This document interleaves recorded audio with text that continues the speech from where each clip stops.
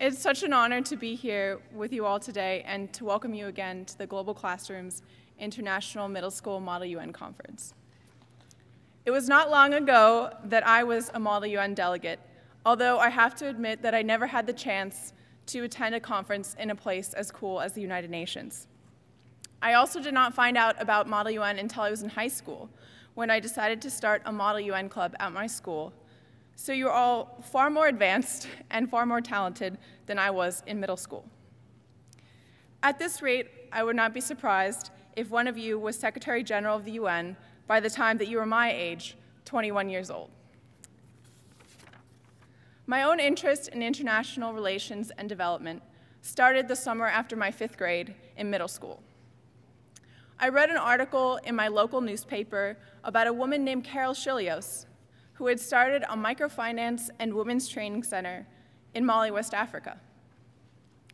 The mission of the center is to break the cycle of begging, slavery, and prostitution on the streets of Mali by offering business and educational opportunities to girls ages 10 to 25. The idea of volunteering for the center appealed to me because I would be able to help create opportunities for girls my age in Mali, West Africa, halfway across the world, and I would also be able to learn more about international relations and development. After volunteering for this center for 5 years, I decided to apply for a scholarship program to study abroad for a year in India. At first, my parents were worried about me spending my junior year abroad and asked me to wait until college. However, after a few weeks of me asking every single day if I could go to India, they said yes, as long as I stopped talking about India. Before living in India, I had never fully considered the social and cultural implications of the color of my skin. I had a diverse group of friends in high school, but we never talked about race, and we never talked about racism. My experience in India changed my view of the world dramatically, and especially of race issues, because for the first time, I was marked noticeably by my skin.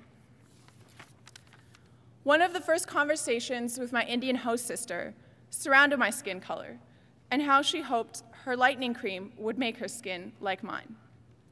I cringed at the thought that there are young people around the world that would take such great measures to try to change the color of their skin. In India, I also encountered tremendous amounts of poverty, which were at times shocking and at others overwhelming. As the delegates from India know, and many others, poverty in India is widespread, with the country estimated to have 1/3 of the world's poor. In 2010, the World Bank reported that over 10% of the total Indian population falls below the international poverty line of $1.25 a day, while nearly 70% live on less than $2 a day. Fortunately, at the UN and at this conference, we can do something to end the world's greatest problems, like extreme poverty, hunger, and child mortality. The UN Millennium Development Goals are the most successful anti-poverty push in history, and many of you will be working over the next few days to find innovative and creative solutions to how we can achieve these goals. Serving as the first ever US Youth Observer has been an unprecedented opportunity for me to engage with people like you in the work of the UN.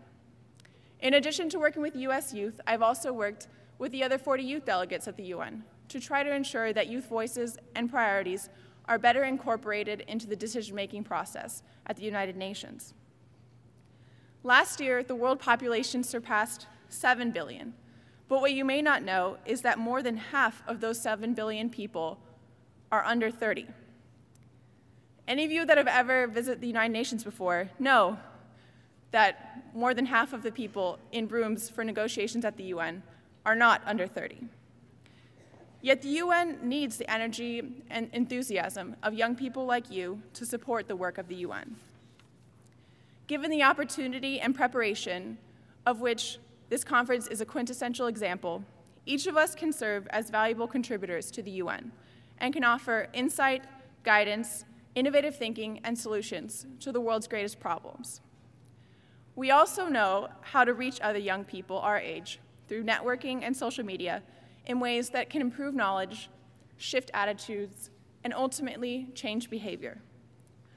Most importantly, our participation in international relations and development promotes a more positive image of young people in our community, transforming the perception of us from part of the problem to a part of the solution.